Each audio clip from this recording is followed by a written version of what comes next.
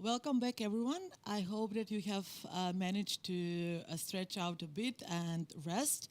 As I can see in the group chat of Zoom, you have started with a fruitful discussion already, so I'm looking forward to our second session of the International Youth Conference and to your active participation.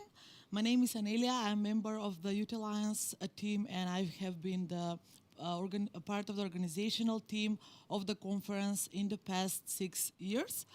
I am honored to moderate the session Proliferation versus Creation of Truth. And first, I would like to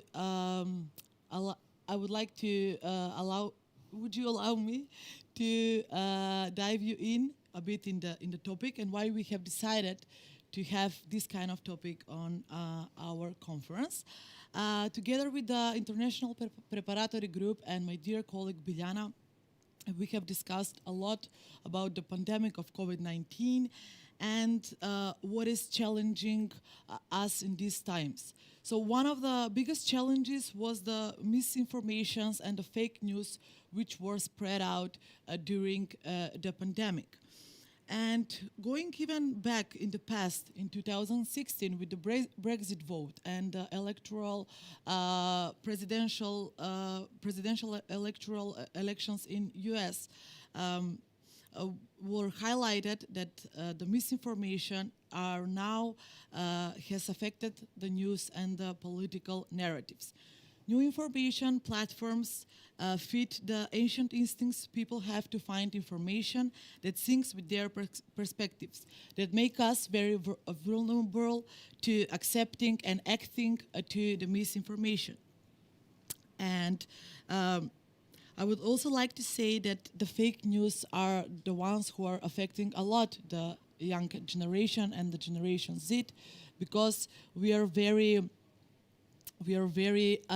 actively participating in these narratives, and especially which are threatening the democratic society in the region that we are living in. So together with me, I'm very gracious to have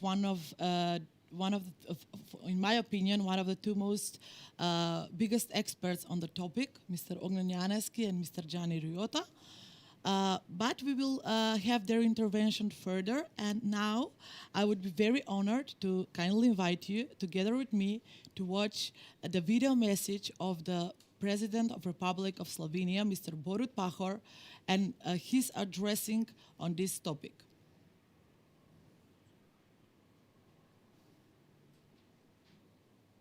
I warmly welcome initiatives like your conference that promotes cooperation among young in the Western Balkans and with their colleagues in European Union member states.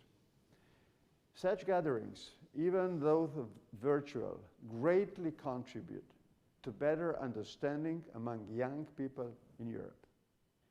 A couple of weeks ago, I paid an official visit to the Republic of North Macedonia.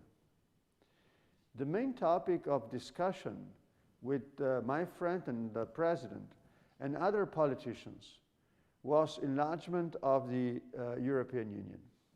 In my speech in Sobranje, I underlined how crucial it is for the European Union to start negotiations with North Macedonia without further delay. I wish one day the whole area of Western Balkans would be part of the European Union.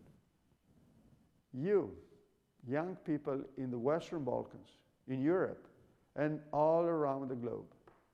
You have the right to live in peace and security. You have the right and duty to contribute to a safe and peaceful world. European Union is a security project. At the same time, European Union is our common space of values and norms. Today you speak about new media and social networks. You know them better than my generation does.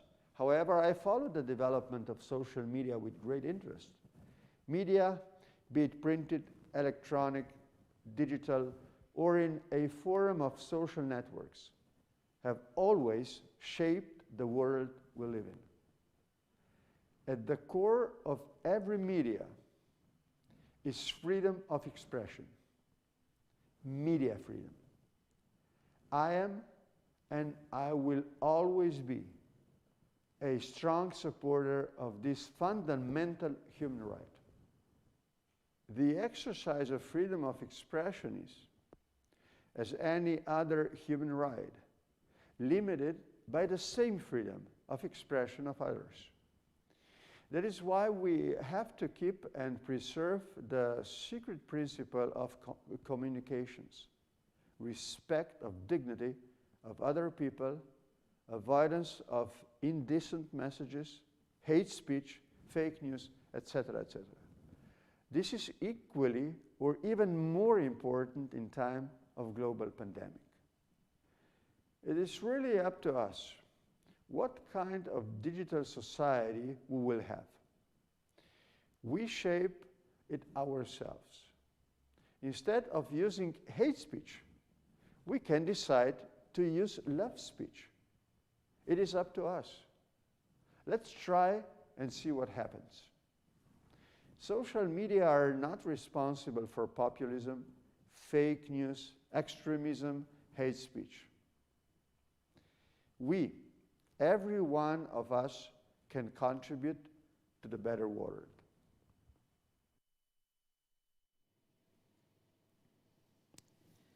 So I would like to quote Mr. Pachor, which he said that instead to spread hate speech, we should spread a love speech. I think that in my consideration, Mr. Pachor should be one of the role models for all politicians in our regions, since he adjusted very well to the new generations and to the new channels of communication. And he is using very much the social media and the popular communication channels among the Generation Z on a very youth-friendly approach. So I think that it's an example that all politicians should take. So thank you very much for this video message, and I hope everyone that are joining, who are with us, were enjoying also the video message as I did. So now let me introduce you with the first speaker of this panel, Mr. Gianni Riota, founder and director of Louis Data Journalism. And he is he's also a dean of the laboratory of the analysis. Also, Mr. Riota has received an Horizon 2020 Soma grant from the European Union to fight discrimination as Riota served in the EU high-level group against fake news. Welcome, Mr. Riota, and we are looking forward to your speech. Thank you very much. And as you can see, despite my Zoom background, I am indeed in the United States, where we are watching the avalanche of fake news that are hitting the elections this year, the 2020 election, and the COVID pandemics. I will try to give you a brief sketch of what the situation here, not an institutional or academic speech, because of the format, because of who you are, and how delighted I am that you invited me to this youth conference. As you can see, I was youth a while ago. I started working on the disinformation issue a while ago. um, because most of my life I was a journalist. I worked for the daily newspaper Corriere della Sera and other. I edited the Italian TV program TG1, that is the best Italian news program. And so I was very much interested in this information, the way an honest chef is interested in people serving tainted food. They say like, well, I mean, if you start serving tainted food, maybe people won't come in my legit restaurant. And as you were saying, I joined the high-level group, the European high-level group against disinformation. Since then, I have to say that the disease ballooned, and all our efforts to contain it didn't work. And that I am today in 2020 much more worried about this information than I was when I started around 2006, 2007 working on it. Why I'm saying so? Let's discuss the pandemics. Let's discuss the pandemics. There are numbers and data, and of course, the organizer of this conference, and I'm very happy and grateful to them for inviting me and my team to join, and have my email and my social media. You can follow me on at Riotta, R-I-O-T-T-A, on Twitter and other social media, and I will be happy to share with you any link and any sources of what I'm going to say. In the United States, where I'm working right now, people watching TV channels denying that the COVID pandemics is a real issue are dying at a faster, higher rate than people watching TV program that actually think that the COVID and the pandemics are real issues. So we used to say ignorance kills and disinformation kills. And my dear friends, that was a metaphor. We use it as like, and to embellish or to make our presentation a bit more dramatic. Now is stark reality. Now there are people that could be in this world and that are not in this world anymore, leaving their families in disarray simply because they didn't watch an honest TV program. So our effort to spur disinformation is even more dramatic and even more urgent today than it was 10 years ago. And I will come to the beautiful, beautiful address that President Pahor gave us at the end of my short intervention. I remember that a few months ago, President Pahor walked end to end with Italian President Mattarella to visit some of the most tragic landscape in Italy of the tragedy of World War II. And together they tried to put that past behind us and a common bright future ahead of us. And I am honored to have shared this podium with President Pahor. And I think that what he was saying and what he did together with President Mattarella is exactly what we are dealing on a much humbler dimension. They, of course, are in the war room, the strategy room, and we are on the front line in the trenches, but we are sharing the same battle. And it is that if we don't fight disinformation, that past will keep haunting us. And the better future that President Pahor and President Mattarella are sketching for us won't come. I just want to be blunt with you in just the next few minutes. And I want to tell you that right now, I will put my best foot ahead, and I will say we are not winning the war against disinformation, okay? If you come to my lab in Rome, and I invite all of you, please come to the Luis Data Lab, I'll show you that we are actually losing it. But here today it's a conference, so let's say we are not winning it. Why we are not winning it? Because you see, we as Europeans, the European Union, the publishers, the social platforms, scientists, many of my friends, scholars, journalists, a lot of people in good faith, we are fighting disinformation as it was a scientific problem. Or if you want, we are fighting disinformation as it was COVID-19, the virus, okay? But it is not. It is not. Nobody, whatever President Trump thinks, or former President Trump, I don't know yet, thinks, nobody's producing mass contingents and mass production of COVID-19. That's a natural phenomenon that came. It's a disease, it's a pandemic, and we are trying to contain it. But what escaped the understanding of people fighting disinformation is that actually disinformation is man-made. Disinformation is man-made. While we're talking today, dear friends, about fighting disinformation, there are people very close to your country, very close to my country, very close in Europe, very active in this country where I'm working right now, the United States, producing disinformation.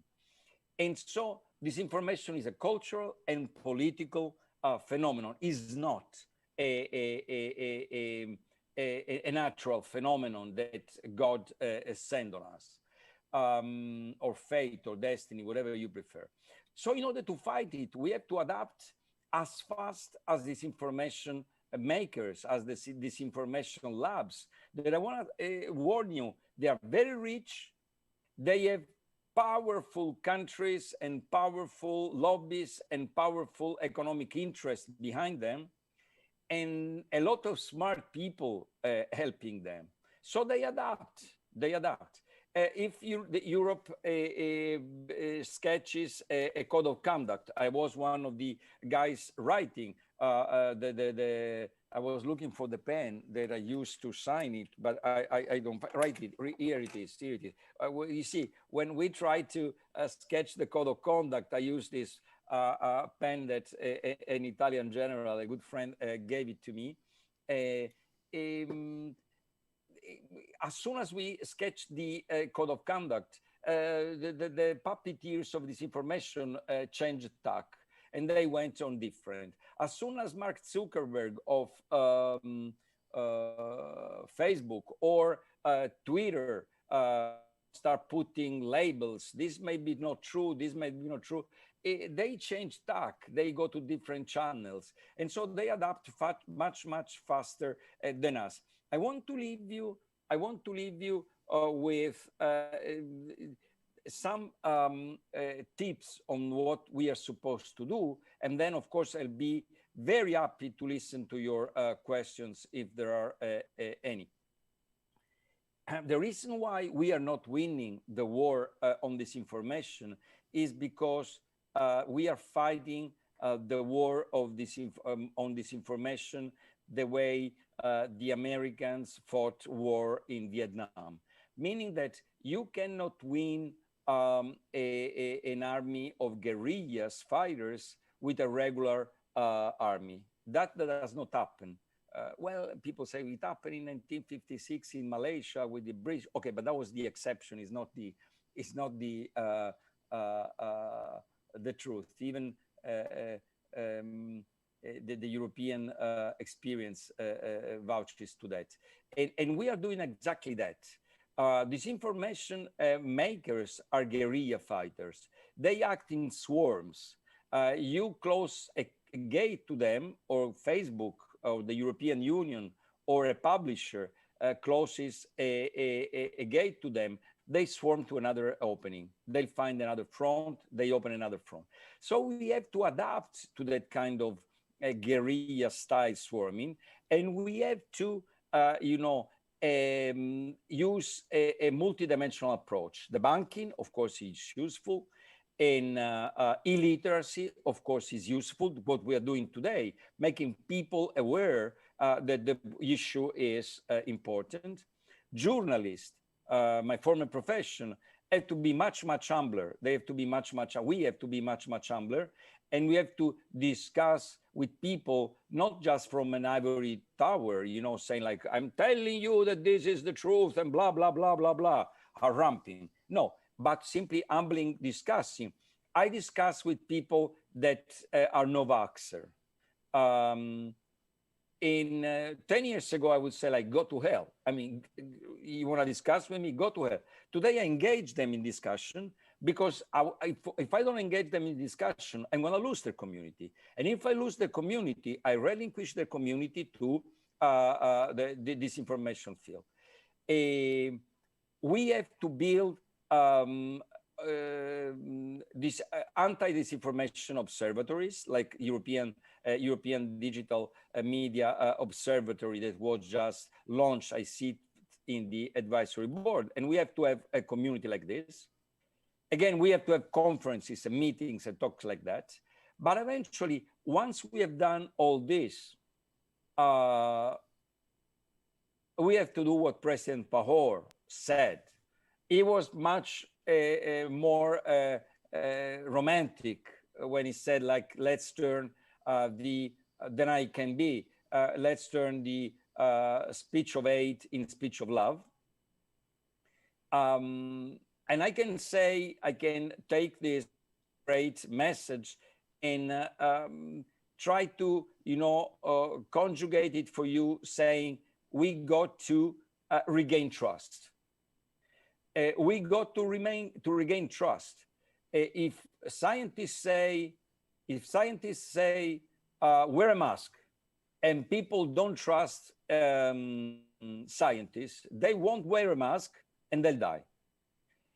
And the only thing, the ultimate thing that we can do is not to say, oh, this is true and this is wrong.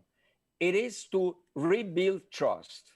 But as you know, from your personal life, in the family, at home, at the office, in your city, in your community, trust is very difficult to acquire and it's very easy to lose. Remember, you're young, so just think about you and your boyfriend and your girlfriend. As you know, it's very hard to be believed, and it's very, very easy not to be believed anymore. So we have to work on the, on the short run. We have to work the banking with illiteracy and with, e-education like this today.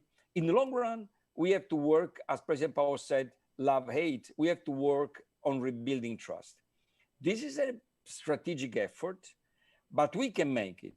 I'm very proud to say, and I'm finished, I'm very proud to say that the European Union now, it's on the front line of this.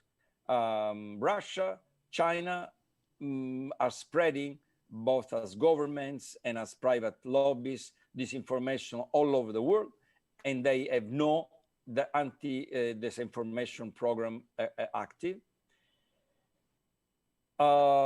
Even the White House and the American president has been accused of spreading disinformation.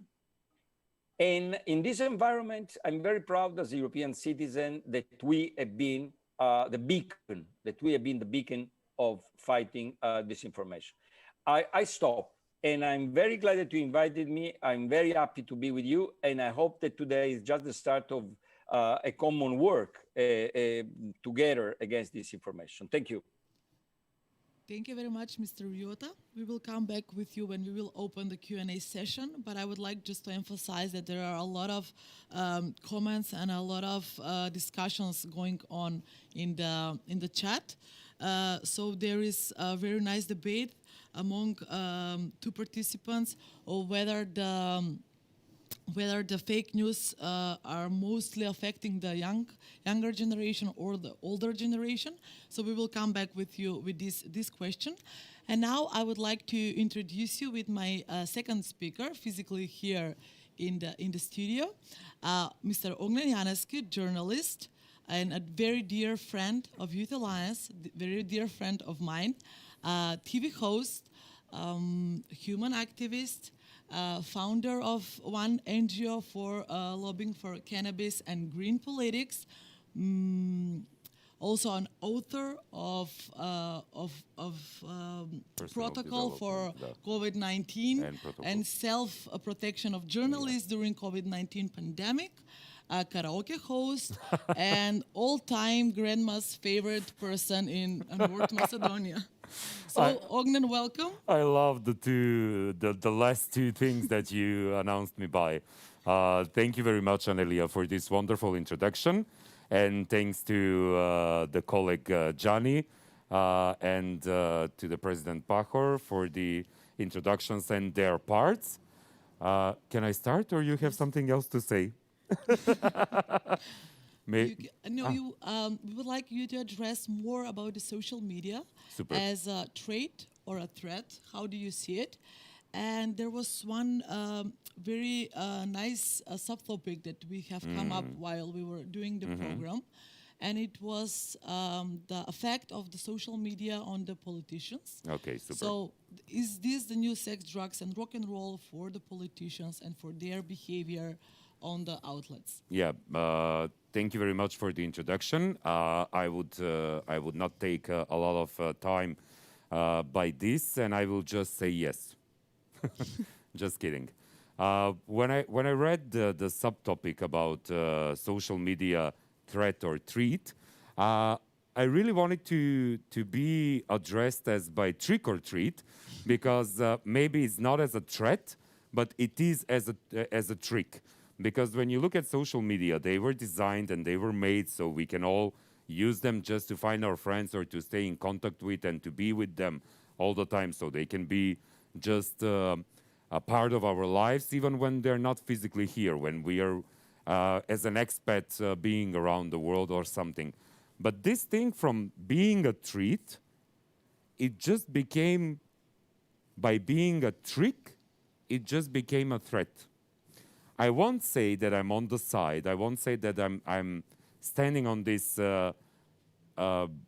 phase where all the people are going against social media now, because that is not the case, especially not for our country now, because social media had a great impact, and I will connect that with the other subtopic that you had, that social media had a great impact on the changement of the government that this country had at 2016.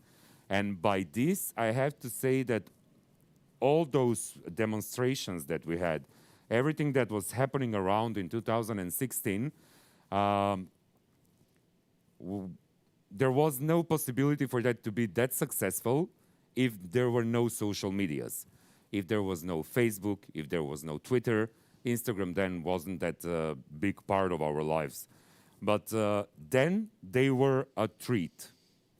Now, the same social media, for the same political option that won in 2016, is hitting them hard as a rock, coming back, because the same social media is doing the same thing as they were doing in 2016, but now we have a different government.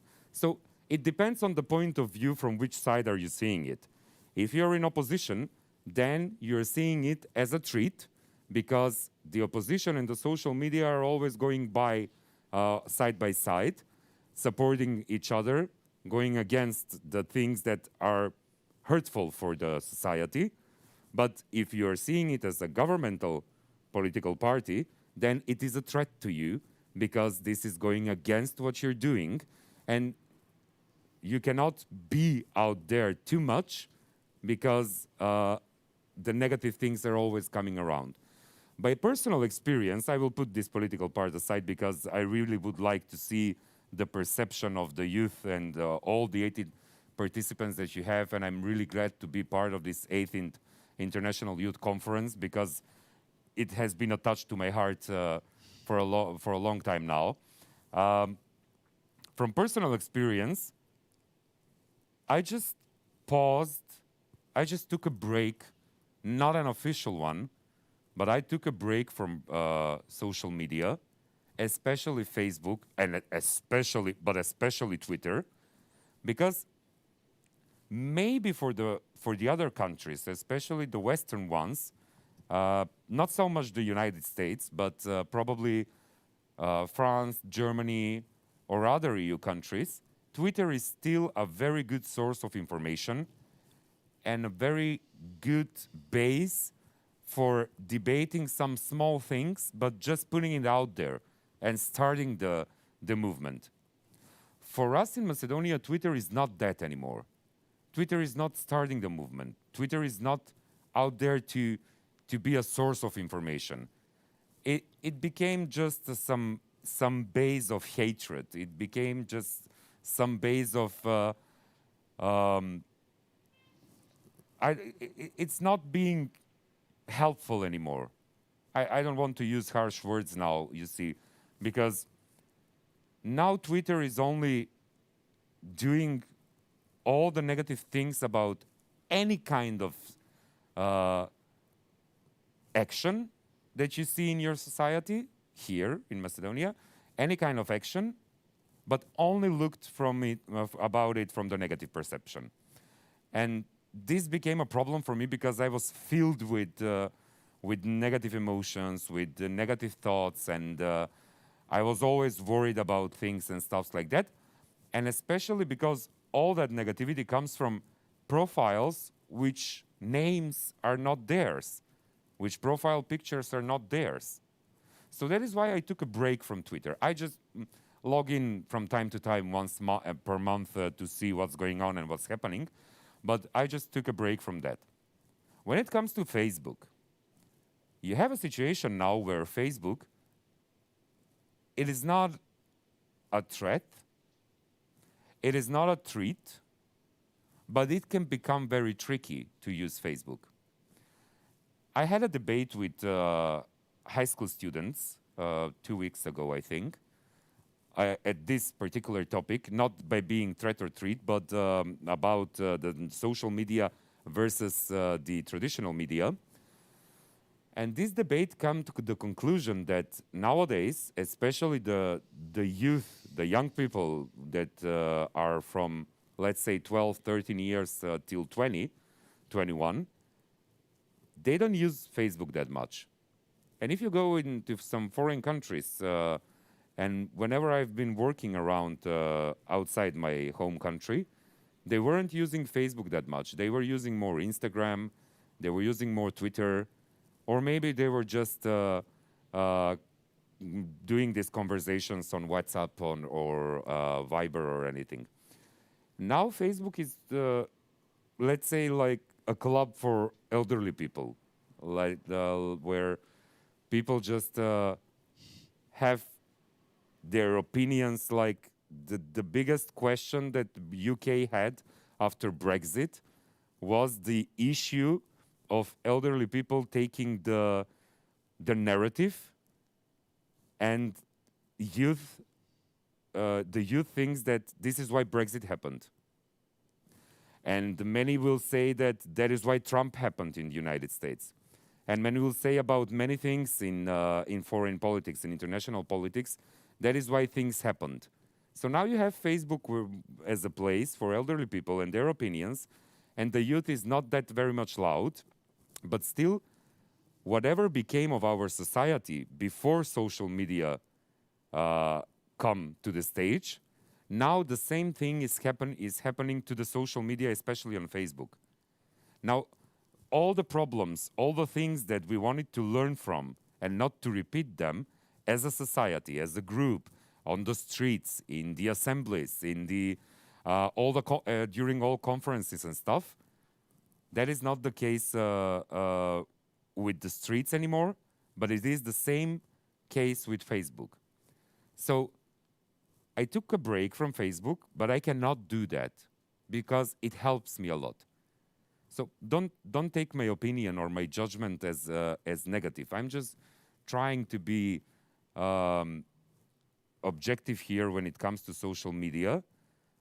I use Facebook because still, whatever I have done via Facebook, it has been the best action that not only took a positive outcome, but it was something that helped people, something that changed their lives.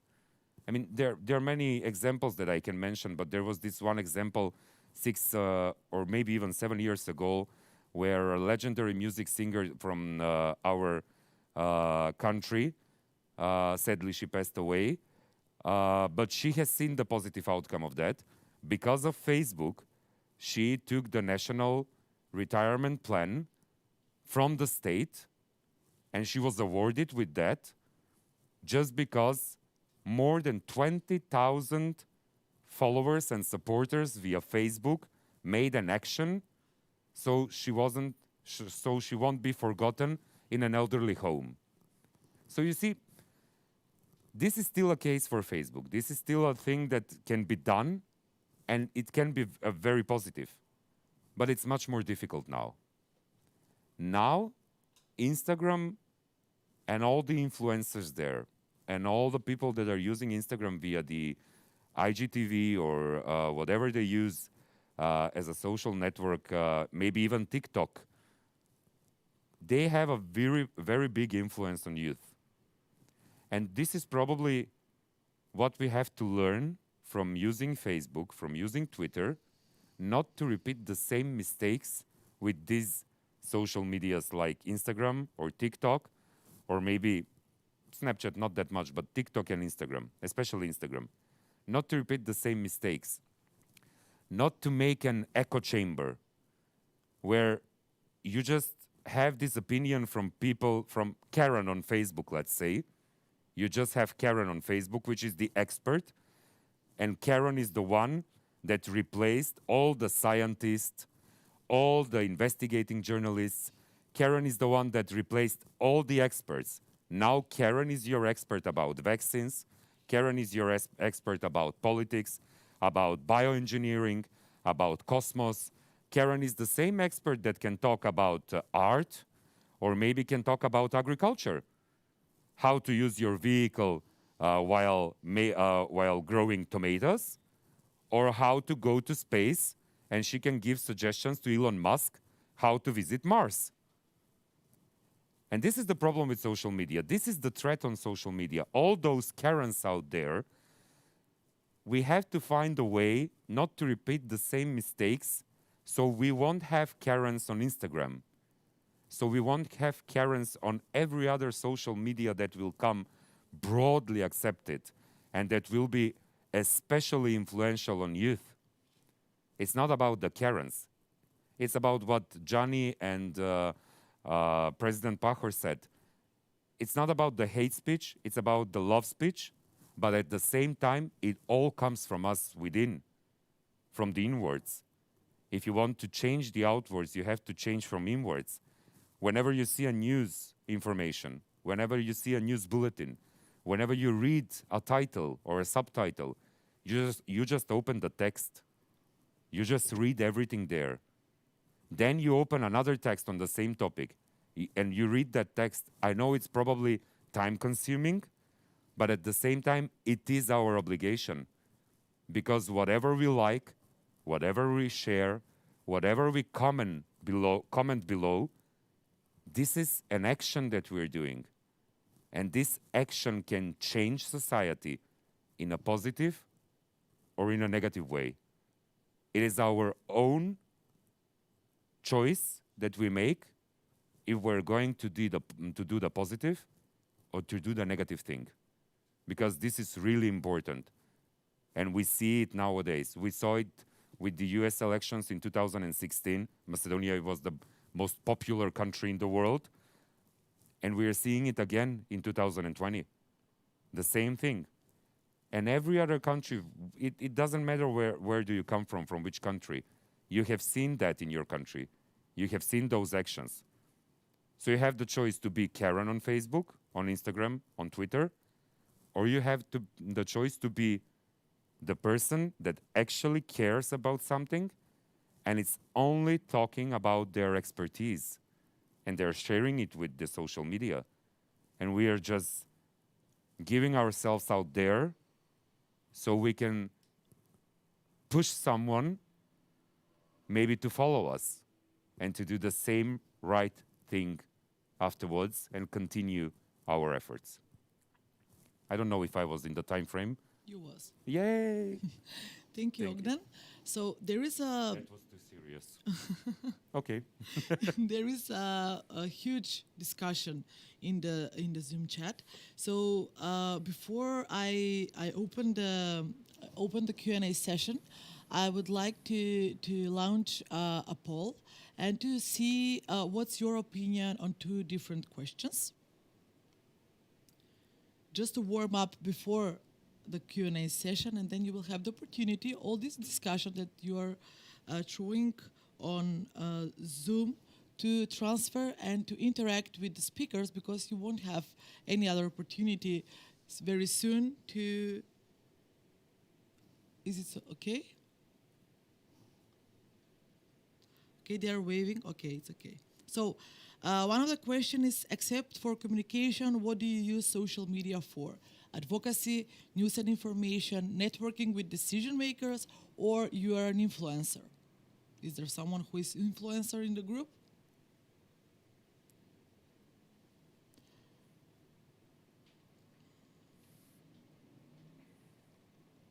And the second question is, which media you follow most frequently? Radio Free Europe, Deutsche Welle News, Al Jazeera Balkans, or Euronews? Maybe they are too serious for you that we have chosen.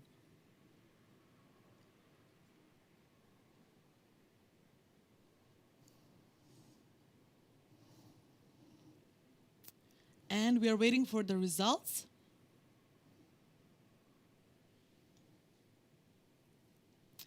In the meanwhile, I will explain the format of the Q&A session. So you will have to turn on your camera and to ask your question out loud. But before, you should raise your hand in the chat window in the Zoom. And for those who are asking your questions in the chat, I will read them out and I will address towards the speakers. But I would like to encourage you to interact with the speakers, and maybe you can read your own questions that you have written into the chat. So, who will break the ice?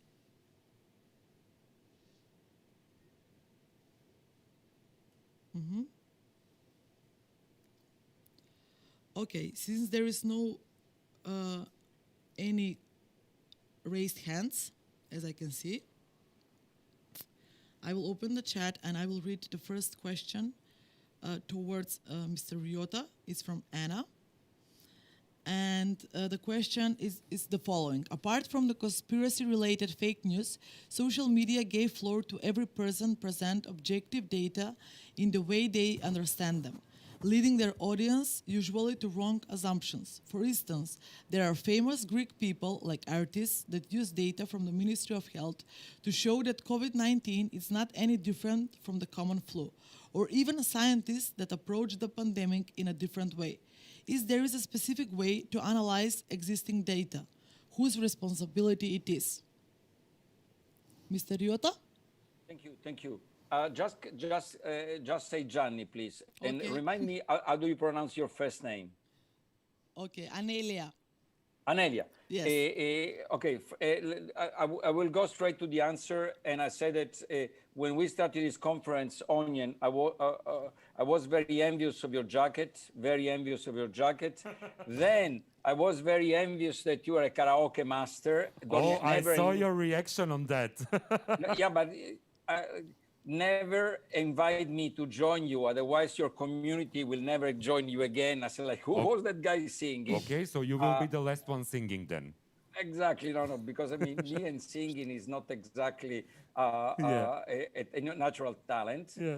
And but also now I'm very envious that you can take breaks from the social media, because I usually what we do with my team is that we go into the nastiest, worst, more rabid pit of this information, and we dig inside and read. And sometimes, going home from work, I feel like I have to take a shower because it's really, really sad. And this brings me to the question. What was the name of the person that asked Anna. it? Anelia? Anna. To the Anna's question. Anna, I think this is the most important question today. And this is something that, in a way, now I used to be a full-time journalist. Now I'm a part-time journalist, and this is like a number one question for journalists. Meaning that when I was a kid working in the United States, for example, for Corriere della Sera, the Italian daily, or L'Espresso, the Italian weekly magazine, we had a rule, and the rule was that whatever you were writing, and whatever news you were covering, if the president of the United States would say something about that issue, it would go in the lead of the story, okay? That was like an easy question that they teach you at the Columbia Journalism School. When the president speaks, it goes into the lead. President Bush says, President Reagan says, and so on.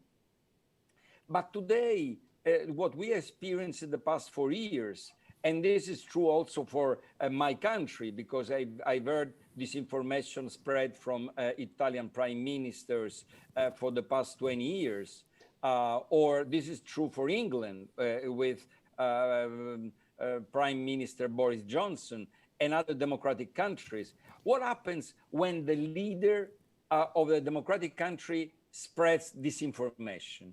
I mean, we were trained as professional journalists, Anna, we were trained to say, you have to be balanced, you have to be fair, you have to be objective, okay? You have to look at both sides of an issue.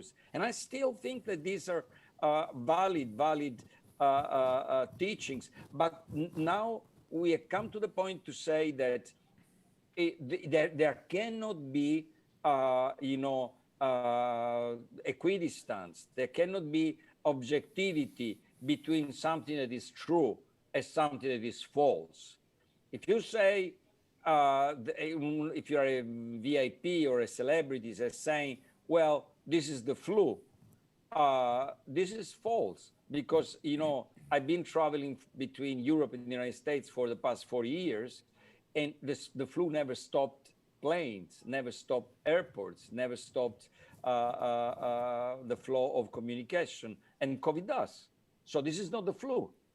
The flu never killed millions of people. The flu never killed 40,000 Italians or 230,000 Americans. This is more than half of the casualties that the Americans had during World War II.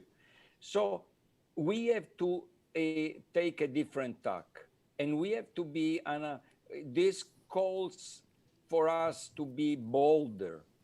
I cannot be objective on President Trump.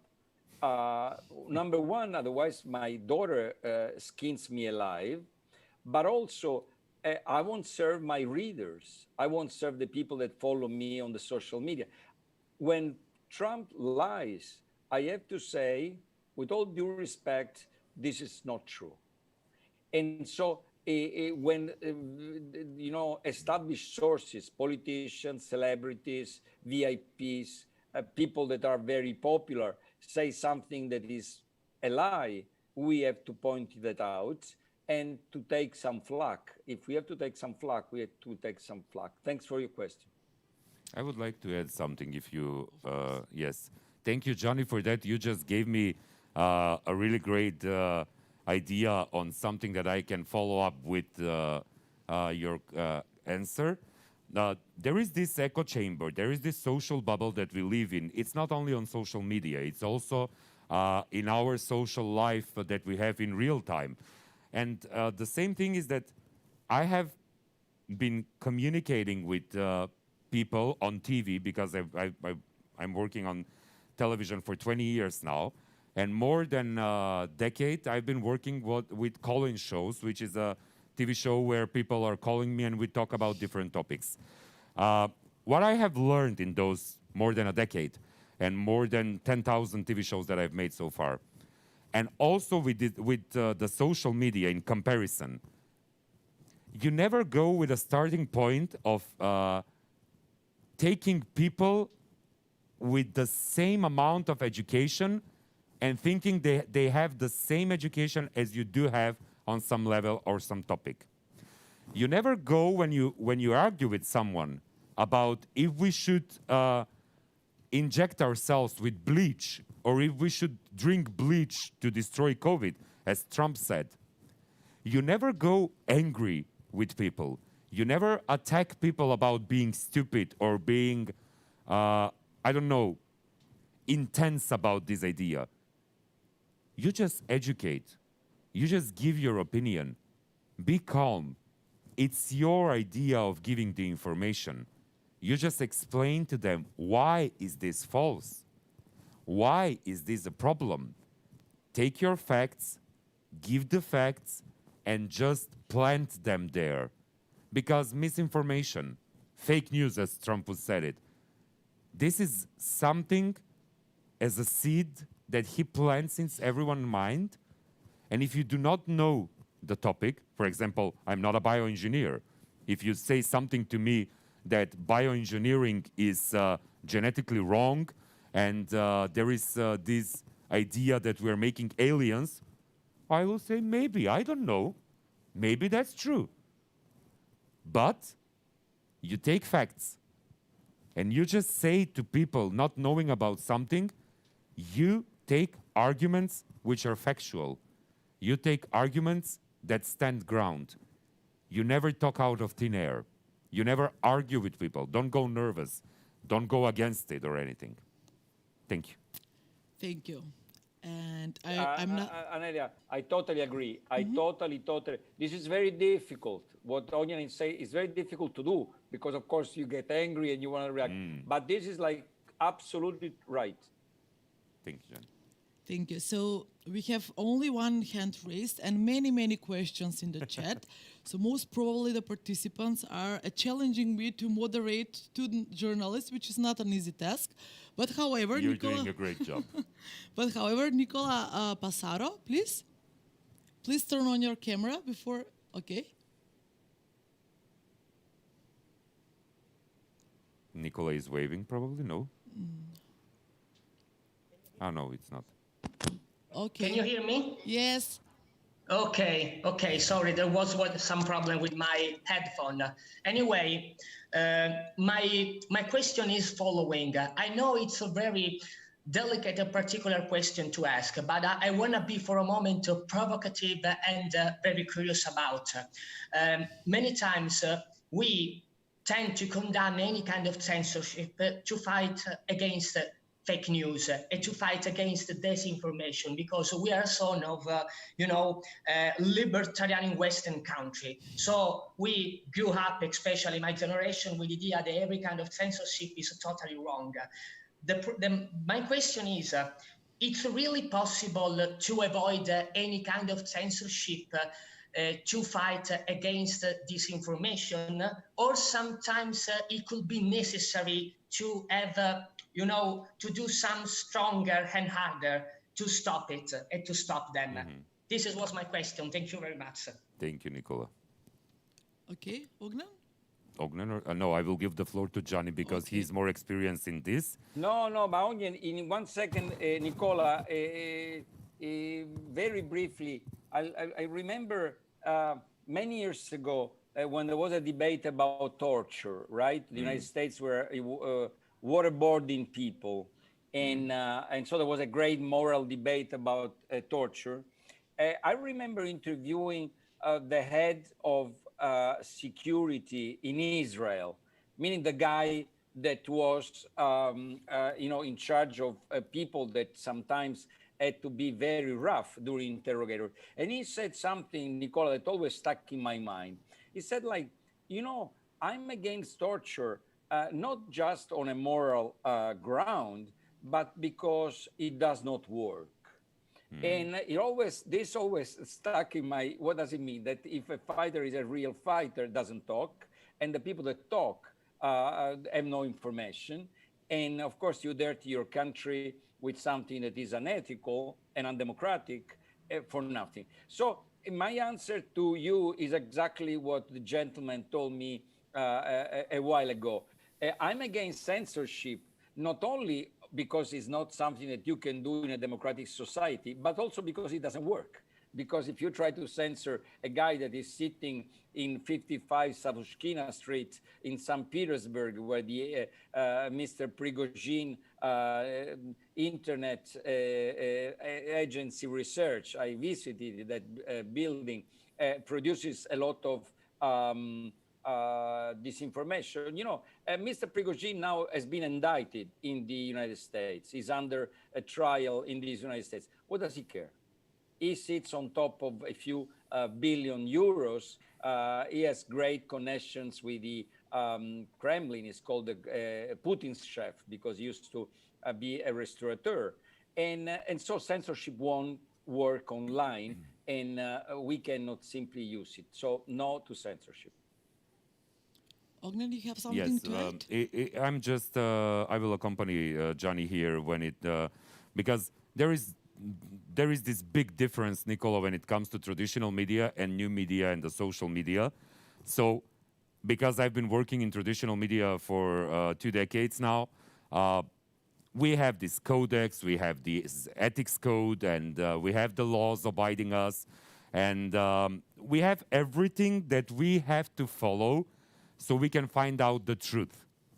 This is not the case of social media. You cannot censor, let's say, 7 billion people out there that are using social media. So that is why I always said, stick to the facts, stick to the truth, find out the truth, find out the fact, make an argument, make the debate to be argumentative.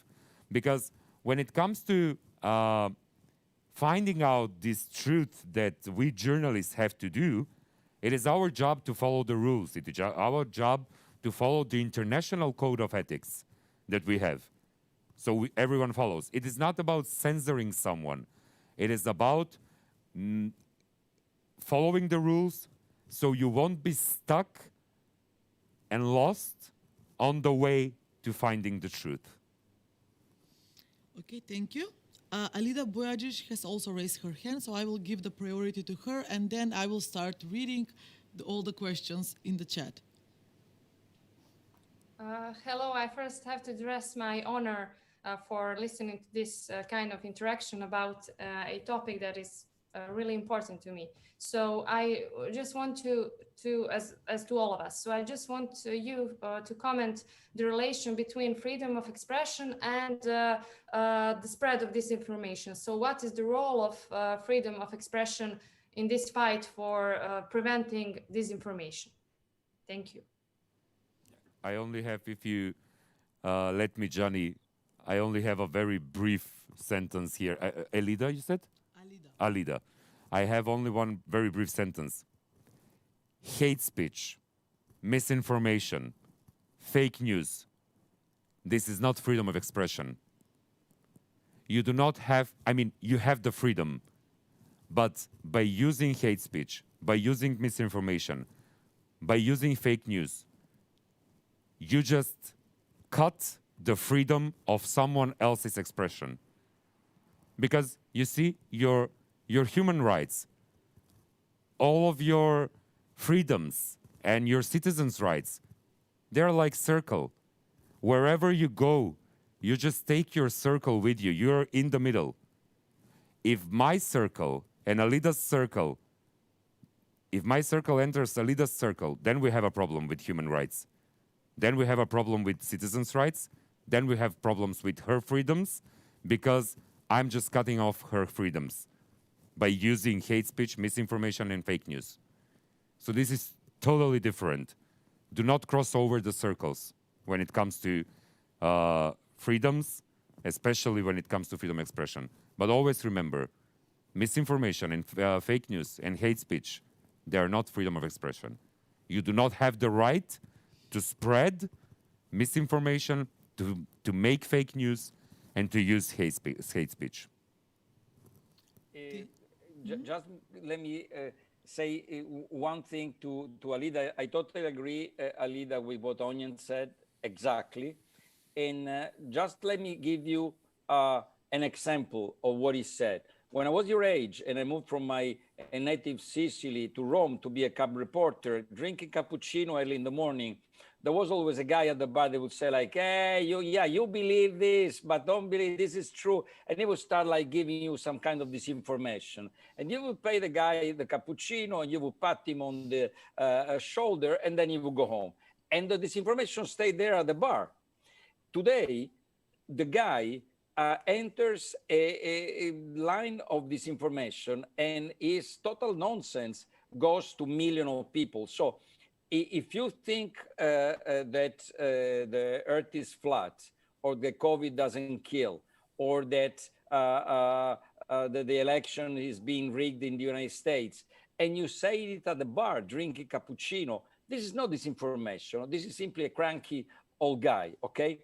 What we are fighting in this information is not an opinion, is weaponized. I always use the metaphor of war, is weaponized fake news, meaning that it's not me on my laptop sharing it with my friends. This is something that is producing a ton of disinformation and distributing all over the world. This is what makes it dangerous.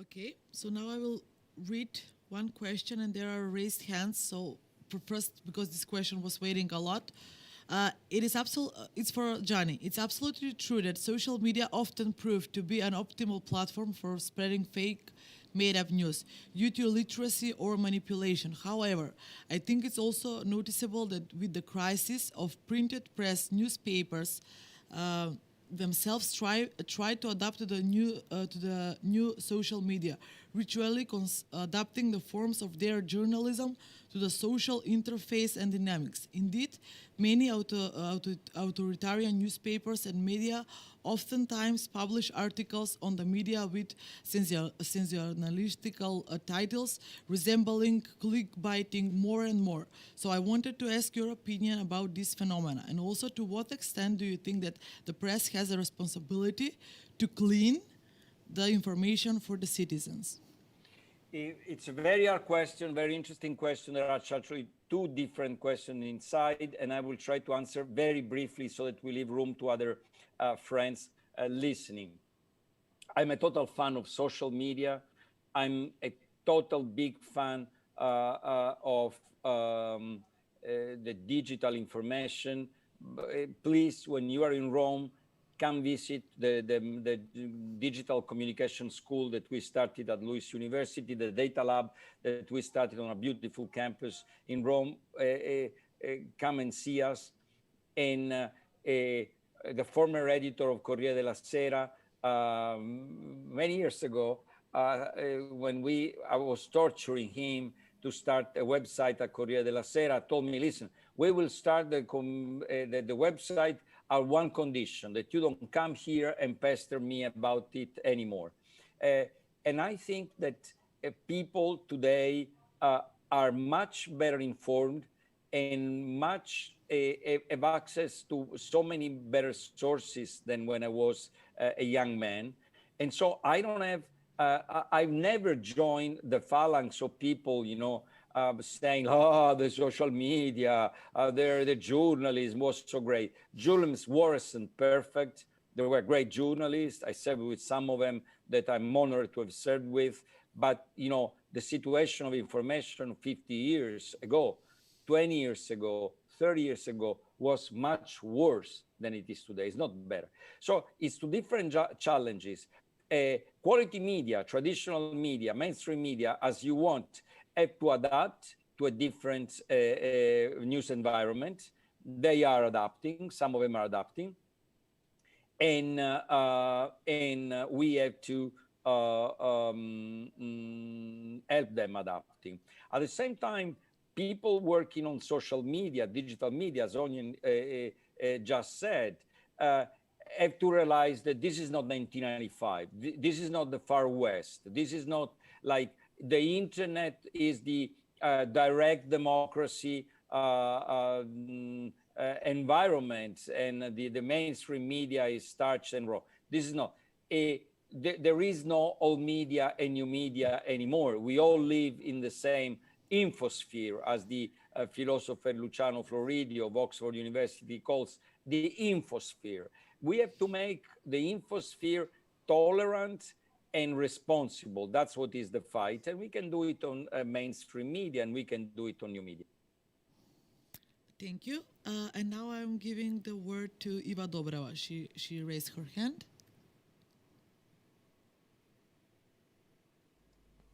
Hi. I just wanted to, first of all, can you hear me? Yes, we can. Yes. Yeah, thank you. I just wanted to mention something that there has been this ongoing phenomenon in the United States where you see two oppositions, the Democratic Party and the Republican Party, and this ongoing debate about climate change and whether it exists or not. And you see the Democratic Party saying, oh, that's a thing, and we have scientific proof for it. And then the Republican Party are completely denying anything that has to do with it. And I think the same goes with COVID-19. So I just wanted to ask you what you think, whether your political stance affects what you think and your beliefs about the virus and the information that you share, and how related politics can be to the virus. So I'm just wanted to know what you think about it. Okay, Ognan? Yes. Thank you, Eva, for the question. So we have to separate some things here. The way how the crisis that was that started because of the pandemic of the coronavirus, so the way of how this crisis is managed, that is political. So it's a political thing, because you have all those policies, all those restrictions, all those measures that you have, which are coming inside, from the inside of the governments and all the bodies out there. But the actual problem, it's not political. The actual problem is medicinal. So it's something that, I mean, for me, this debate about COVID-19 existing or not, this is non-existent for me. The actual debate, there is nothing to debate with here. So, yes. Okay, I will use an example. I don't know how many of you know that when the trains, so I don't know how many of you took trains in your life. When the trains started, I don't know how 2 centuries ago, 3 centuries ago, I don't know. Don't take me for granted about when the train started.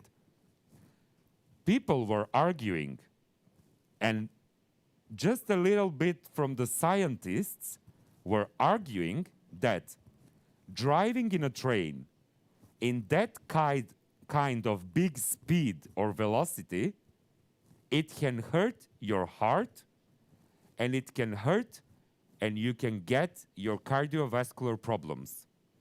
So because the heart and your cardiovascular system it will be affected by the speed of the train. So it is not normal for people to be driving in such speedy vehicle. What do you think about that from today's perspective?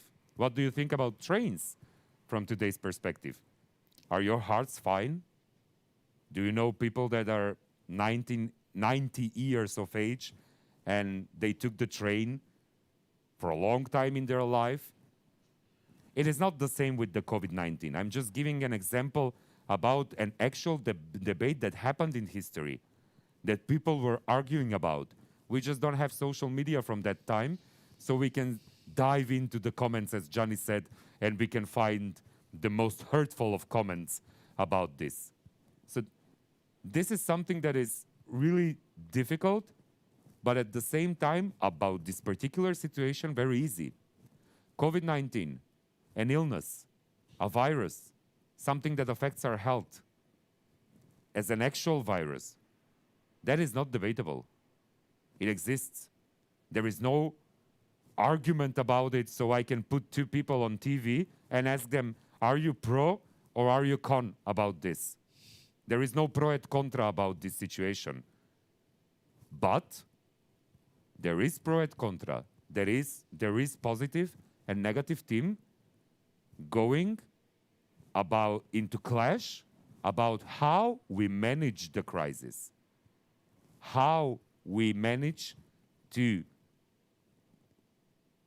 do the crisis not to affect the politics, the economics, and everything in our lives, even our human rights. So that is debatable. The actual virus is not. Thank you, Ognan. Johnny, you would like to add something? I say that for the sake of time. When I agree with Onion, I just say I agree with him, and we go to a different question, so we have more people. We can put them on board, right? Okay. Next is Roxana.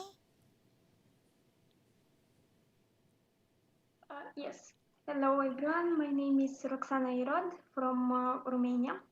And I wanted to ask most of your speeches about facts and how facts are the most important thing in distinguishing between fake news.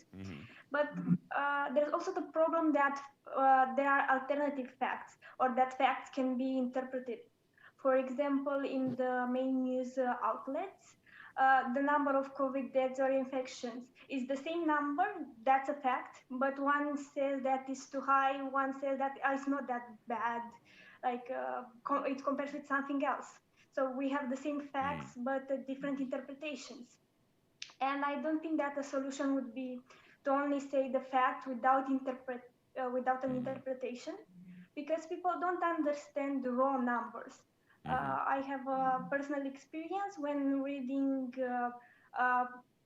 news that do not tell me if a certain number, what does it mean? Like 1% growth in some sector, is this a lot? Is this little? The previous year it was more, so this year they do more badly. I need more information and someone to explain to me, especially in sectors where I don't know, like economic sector or viruses, like 3% death rate. Is this a lot? Is this not? And that's the thing. It depends on which channel you listen to. Some people tell you that this is too much already. Some people tell you, oh, it's not that bad. What do you think about that? Okay. Johnny? Very briefly, Roxanne, I think this is a fantastic question. And when I was your age, I was studying mathematical logics, and then I quit because I wasn't very good at it. But you know, the problem with numbers are very difficult to manage. And I had an editor when I was young that said, like, oh, when you put numbers in an article or in a news segment, go easy, because for people, reading numbers is like eating a piece of glass. And you're perfectly right.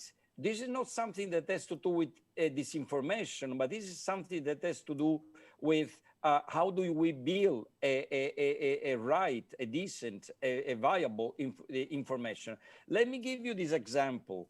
A lot of people are now, you know, discussing, oh, the pollsters were wrong about the American elections, right? When you go back, I mean, I really spend a lot of time studying the polls on this election, way too much time. And eventually, where the pollsters came, it was to give President Trump 12% of the chances of winning the election, and Joe Biden 88%. So people say, like, you see, since Biden is still, since Trump is still fighting, the pollsters were wrong. But the problem is that, what does it mean to have 12% of chances of an event happening? 12%.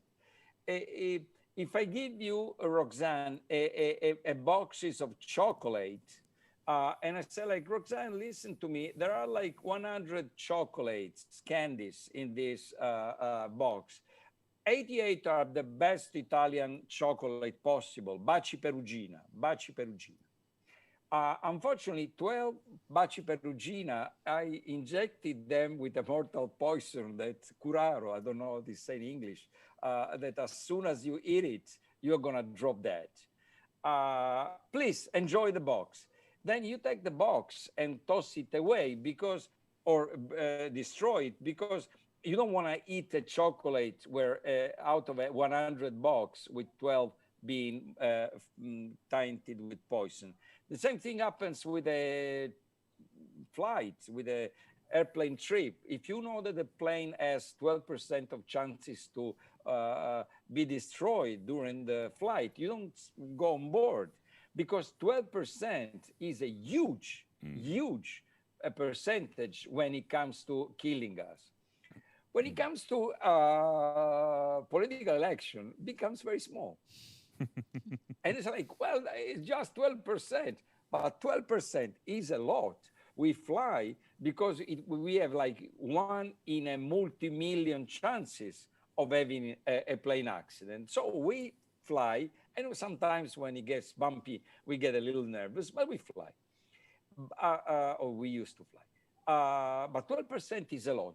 So journalists and whoever handles number has to be much, much better and much, much wiser in handling numbers that we've been so far, because people have trouble with math. And I understand that because I had a lot of trouble with math. Thank you. Now I have one question for Ognen from Michael. What do you think about the thousands of internet portals that appear on Facebook and claim they are media, especially in Macedonia? So what you would suggest we should consider first when we decide whether we follow this media or not? So there is, I don't know what's the situation outside Macedonia when it comes to this particular problem with so many web portals existing there and considering themselves as media. Maybe Gianni after will have the chance to add his experience about Italy, for example. But when it comes to Macedonia, it is very important whenever you open a web portal, whenever you open an internet portal, that it's claiming to be media, you always search for something that we journalists called impressum, and it is always on in Macedonia, every serious, every original media, every media that is taking them for being serious, has part that is called a tab, which is called impressum. It is very similar with some of our neighboring countries here in the Balkan. As well, I know about Serbia, Bosnia and Herzegovina, Montenegro as well, and Bulgaria. So impressum is the first thing. If there is no impressum, then search for contacts. Search for who's the editor-in-chief, editor-in-large, who's the author of that text. Because you see, whenever you do something that you are very proud of, you've been doing investigations, you've been writing a text or doing a video and making an audio, you're proud of yourself. You just want to put your signature above or below that text. You want to put your name out there, not because only being proud about it, but also because it is the right way to do.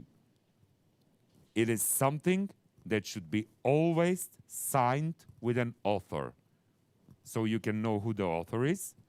So whenever you're doing something of your own reporting about something, even in school, if you're doing some project, when you report about something, you just call that author's text and say this is from this journalist and this. So impressum, contacts, signature, and also in Macedonia we have this registry of media that was designed by the Association of Journalists of Macedonia and also the Council of Ethics of Media Ethics in Macedonia. And this was designed specially, made about a registry that has all the medias that have impressums or all the medias that ask to be part of that registry. And this registry has said, by their criteria, said, okay, you can be part of this registry and you can be considered as more of a media than the others, the fake newsers or the misinformators or stuff like that. But Ognen, unfortunately, we are, especially here in Macedonia, we are title readers. We don't open the link, we just read the title and then... I know. It even happened to me. I must be honest that sometimes I have read some title and I just... Of course, it happened to me when I saw a title about Ceca having some new dress out there. Of course, I went to read the topic or the text about it. For those who don't know, Ceca is very famous turbo folk star here. But, or for Kardashians, for example. But when it comes to serious questions, Anelia, You just don't do that. No, of course. No, no, no. Oh. I know. It happened to me. I've read titles only because of their titles.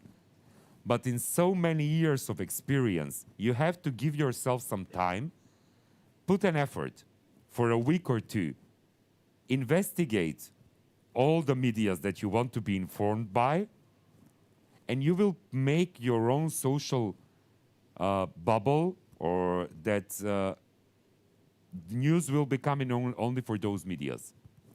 But always check for those medias that you consider as fake newsers or misinformants.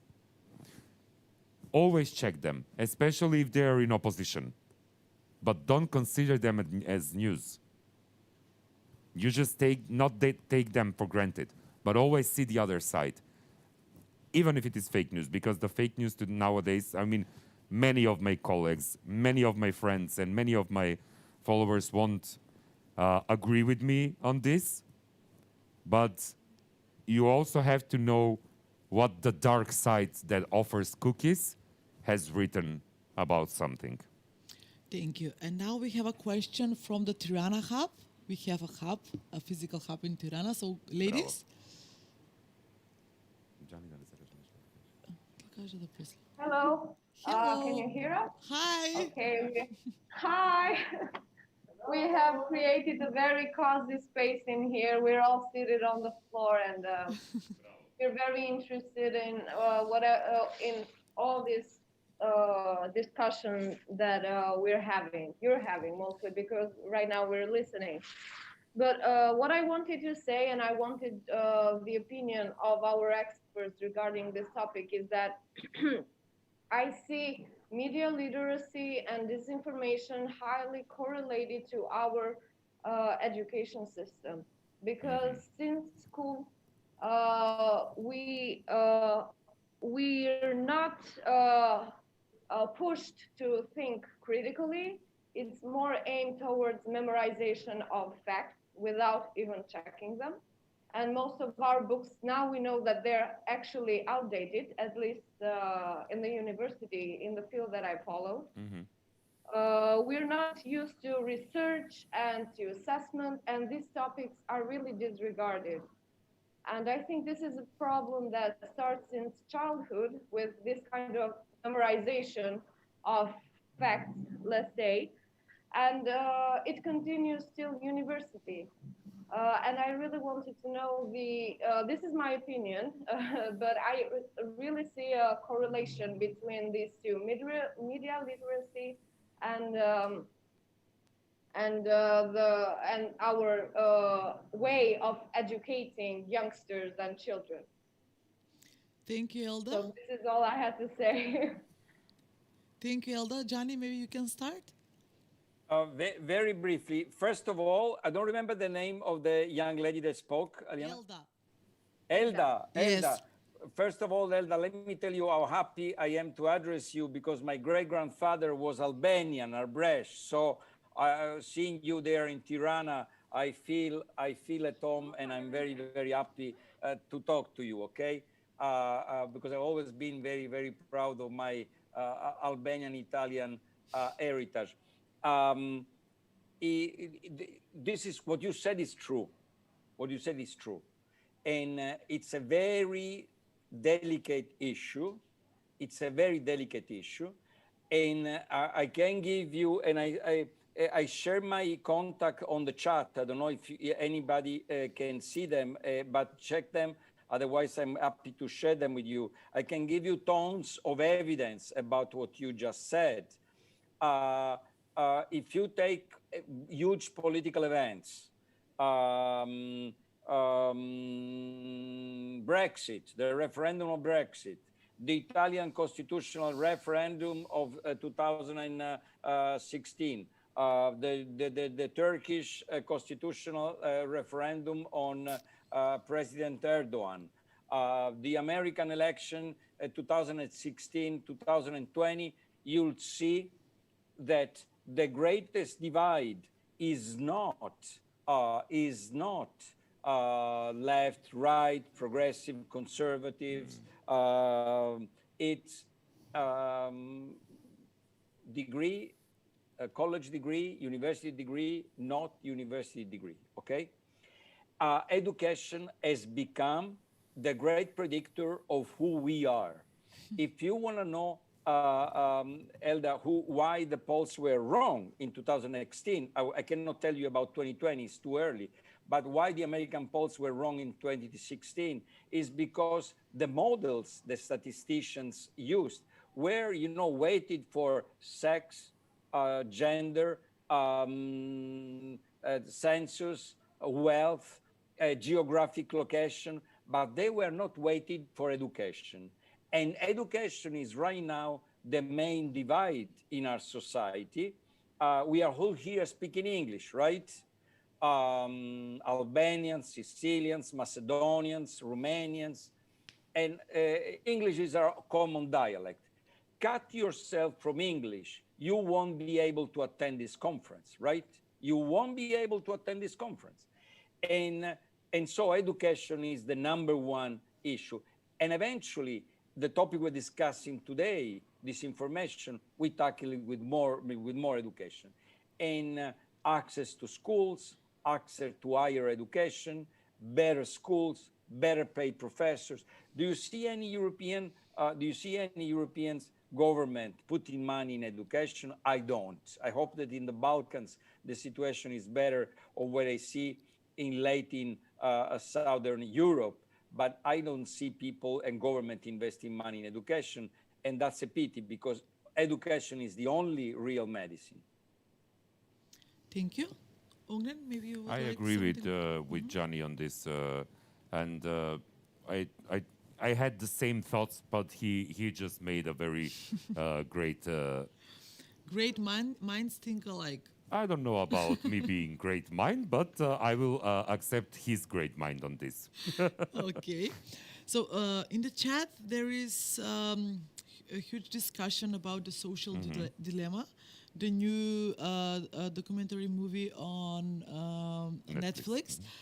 And I would share my personal opinion that I didn't like the documentary movie because it was something that I have already knew.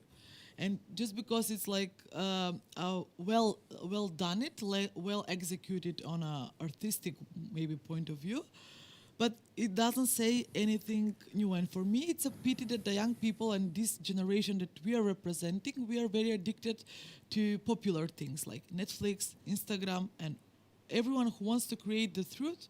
We are believing in the truth.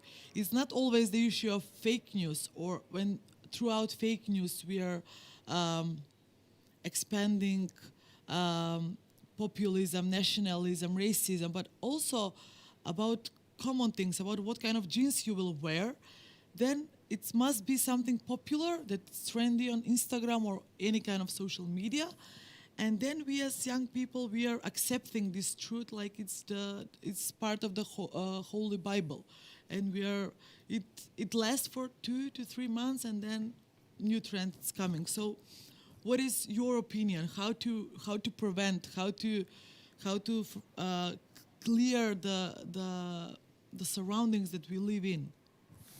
I didn't like Social Dilemma as well, not because of what you said, but because Social Dilemma didn't give any input on how to manage the issues that we all have with the applications and social media. So they didn't give any idea, any kind of exit. They just left it out there to be flying around and to be the elephant in the room that we all talk about it. But we all see the elephant in the room, but nobody talks about the elephant. About trendiness, about modern things, about accepting it and stuff like that. I don't know how bit older I am than you. I don't think that I'm that much older than you. I wish. But I'm from the generation where being rebellious was to be using whatever kind of things connected to the internet. So whatever was rebellious for me then, Nowadays, it's just normal, everyday, ordinary life. Whatever was rebellious is rebellious for this generation, it will be normal, everyday, ordinary life in 10, 15, or maybe 20 years, or maybe 20 years ago. Aristotle said that you can distinct human in two ways in his rhetorics. You can live as part of your tribe or part of your group, or you can live as an animal, being by yourself, and in that moment, you're either a god or just an animal by being rebellious. I don't mind being an animal. I never mind being an animal when I was young, your age of young. I just consider myself young still. And the rebellious thing was to use the internet even then about your projects to find all the informations that Encyclopedia Britannica had or whatever you can find there on the MIRC chat networks, and to use them in your education or the ways you act upon society. Nowadays, that is social media. It is not about going against social media, what Social Dilemma says that we are going to be some kind of daily robots people and slaves. It was the same thing when computers happened 20 years ago, that we will become slaves.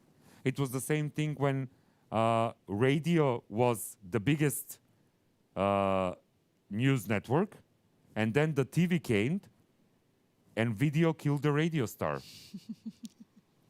You know the song. I don't know how many of our participants know the song. But video didn't kill the radio star. The radio, yeah, and Johnny knows the song as well. The radio star is back. Podcasts are back. Everybody thought that radio is dead. Now podcasts are back. So these trends are going in some, it's not a vicious circle, but it's a magical circle. Thank you. Johnny, maybe you would like something to add? I agree with Onion. So honestly, I agree. And also, I remember the song. I agree. So let's move on. Okay, so Ognan, there is a question for you. What social media channel is most commonly used by politicians right now to promote their activities, for picking up political points and for gaining trust from the people? Facebook. Straightforward. In Macedonia, it's Facebook. In other states, it can be Twitter, but in Macedonia, it's Facebook most of all. Then it comes Twitter about giving infos. Then it's Instagram. And right below the rug somewhere is YouTube and other means of informations and taking political points and stuff. Facebook. Okay, thank you. Is there someone else wanting to say some final words or to have the final question? Wait. Okay, many people are agreeing with you. They are discussing on different kind of topics. So you opened the topic of Karens. Oh yes, I love Karen. So they believe in the Karens because their life is brighter and more glamorous than the ones of the adults around them. I agree with that as well. I mean, but at the same time, you shouldn't be living in like the life of Karen. Let Karen be your light, but don't be enlightened by Karen. Okay. So final question. Someone? Or you're too tired? Video kill the radio star. Video kill the radio star. As you can see, he is the... In my mind and in my car. So, Gianni, now we have the opportunity to listen to the master of karaoke in Skopje. I'm ready with my lighter, you see. Okay, so I would like to conclude this session. Now I will try to look in the right camera. This is your camera here on Yes, the left. okay. Yeah. To try to look in the right camera. It was my great honor and pleasure to have you here with me. Also, it was quite an enlightenment for me to listen to the President of Republic of Slovenia addressing this powerful message according to my opinion. And I'm not a huge fan of politicians, but some politicians knows how they know how to use the social media. So that's how I became a fan of the President of Slovenia.